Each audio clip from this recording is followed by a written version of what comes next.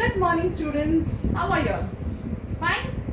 Settle down, all of you all. But make sure that you sit straight. Your backbone should be straight. Eyes and ears open. Yes. Good morning. Yes, settle down, Ramo. Please sit down. All of you all sit down. Good morning. Yes, good morning. You know what? Today I was coming down that junior section, and while I was coming, I saw those small kids, and seeing those kids, I recalled my childhood. I started thinking of those beautiful stories told by my grandparents. I am sure you all love hearing stories, right? Please raise your hand who love to hear stories. Okay. What if I say one story to you all as well? Come on. Fine. All interested to hear one story? Chalo. So I'll tell you one story today, and this is the story of a small boy.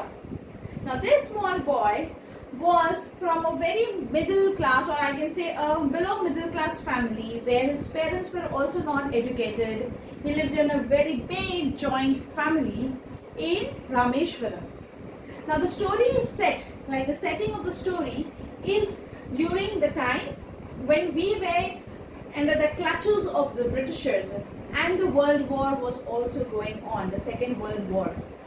So imagine the kind of a situation at that point of time.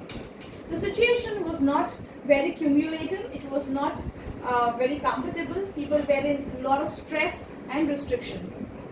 Prices of many products were very high, many of the products were just not available. Now this small child always used to see his parents, who were though uneducated, were very compassionate, were very honest, dedicated, hardworking. He used to see how her mother used to feed every day. Every day she used to feed so many pilgrims who came to the Rameshwaram, and he used to do this kind of social service on and on. Seeing his mother and father, he learned a lot. He was also very much dedicated in studies. But you know what? He was a person with a lot of positive attitude, with a spirit to do something.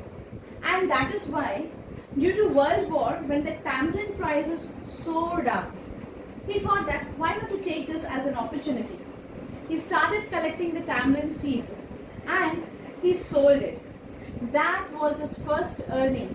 A small child. See, I've even stick the picture here. See, look at the small child.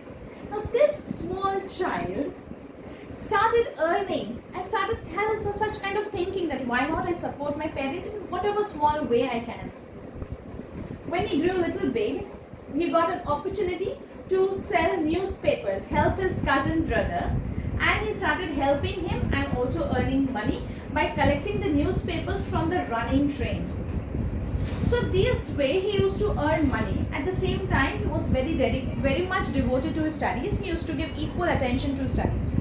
When he grew up little, he wanted to go for higher studies to the bigger city.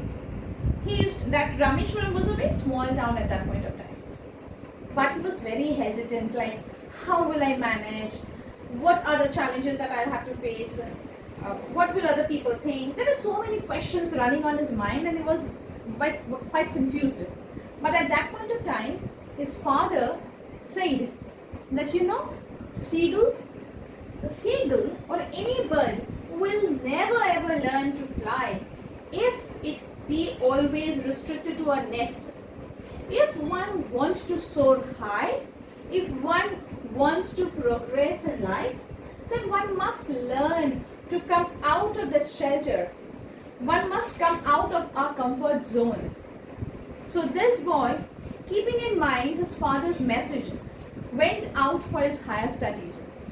Students, even you all, keep this thing in mind, that if you want to learn something new, you have to come out of that comfort zone. If you want to progress in your life, you have to explore yourself. Come out of your comfort zone, come out of that shelter boundary and explore. The challenges and the difficulties is going to make you a stronger person. And here that same thing happened. This child, a child from a very small family, a child from a family which was not that educated, When he grew up, he became a scientist, a very well-known scientist whom we call it now as a missile man. He later on became the president. Now all these things happened because his thinking were happening. And now I hope you must have been able to guess about whom I'm talking. He is nobody else but our great president, Dr. APJ Abdul Kalam.